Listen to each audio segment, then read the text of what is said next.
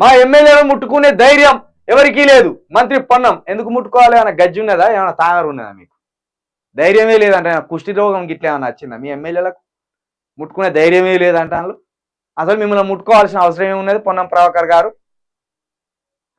గజ్జి తామర ఈ కుష్టి రోగం ఏమన్నా ఉన్నాయా? మా ఎమ్మెల్యేలను ముట్టుకునే ధైర్యం ఎవరికి లేదు. మరి అవును కదా, ఏమన్నా అంటురోగాలు ఉంటే ముట్టుకునే దానికి భయపడతాం. అంటురోగాలు ఏం లేదు, మీరు ఆరోగ్యంగా ఉన్నారు, మీరు పరిపాలించండి, మంచిగా పరిపాలించాలని కూడా మేము కోరుకుంటాను. అదే ఇక్కడ ఇప్పుడు బండి సంజయ్ అన్నాడు కదా, దానికి కౌంటర్గా ఇక్కడ మంత్రి పొన్నం ప్రభాకర్ గారు కౌంటర్ వేసిండ్రు అన్నట్టు. ఆయన మాయలో వడకుర్రి, మీ మైండ్ పాడవుతుంది. ఆల్రెడీ ఆయన మైండ్ అంతా మతం చుట్టూ ఆ మత ఇంజెక్షన్ వేసుకొని ఆయన పిచ్చి పిచ్చి చేస్తాను. గైన మాట్లాడిన దానికి మీరు కౌంటర్లు ఇస్తే మీరు ఆయన పిచ్చిలో పడి మీరు కూడా పిచ్చోళ్ళు అనుకునే కాడికి వస్తుంది. జర్ర జాగ్రత్తగా ఆయన మైకంలో వడకుర్రి. కాంగ్రెస్ భాజపా మళ్ళీ కలిసి పనిచేయబోతున్నాయి. భారత కార్యనిర్వాహక అధ్యక్షుడు కేటీఆర్ 100% దీంట్లో నిజం ఉన్నది. వీళ్ళు 2018లో పొత్తు పెట్టుకున్నారుగా, అప్పుడు తెలుగుదేశంతో పొత్తు పెట్టుకున్నారుగా వీళ్ళు కాంగ్రెస్ వాళ్ళు. కాబట్టి ఇప్పుడు బీజేపీ తోటి పొత్తు పెట్టుకుంటారు ఈ రాష్ట్రంలో. ఎట్లా పొత్తు పెట్టుకుంటారు అంటే ఇంటర్నల్ పొత్తు, డైరెక్ట్ పొత్తు కాకుండా ఇంటర్నల్ పొత్తు పెట్టుకొని ఇక్కడ బీఆర్ఎస్ పార్టీని ఖతం చేస్తే రెండు జాతీయ స్థాయి పార్టీల మధ్యనే పోరు ఉంటుంది.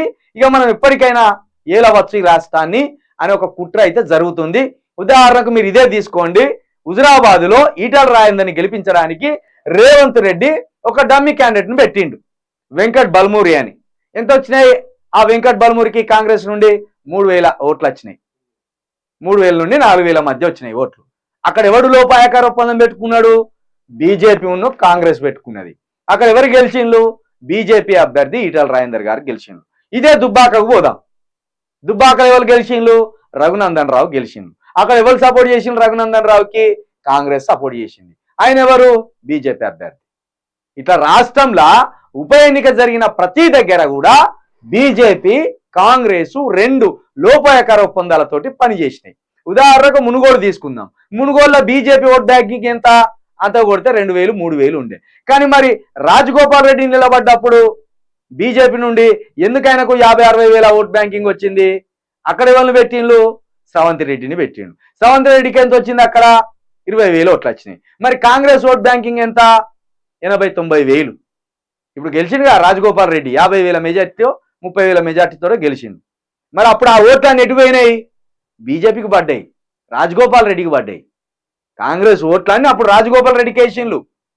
కాబట్టి రాష్ట్రంలో బీజేపీ కాంగ్రెస్ కలిసి రెండు ముకుమ్మడిగా బీఆర్ఎస్ ప్రభుత్వాన్ని బీఆర్ఎస్ పార్టీని ఇబ్బంది పెట్టడానికి ఒక కుట్ర అయితే జరుగుతుంది. ఆ కుట్రను ఈ బీఆర్ఎస్ కార్యకర్తలు పసిగట్టాలి, ఎప్పటికప్పుడు తిప్పికొట్టాలి.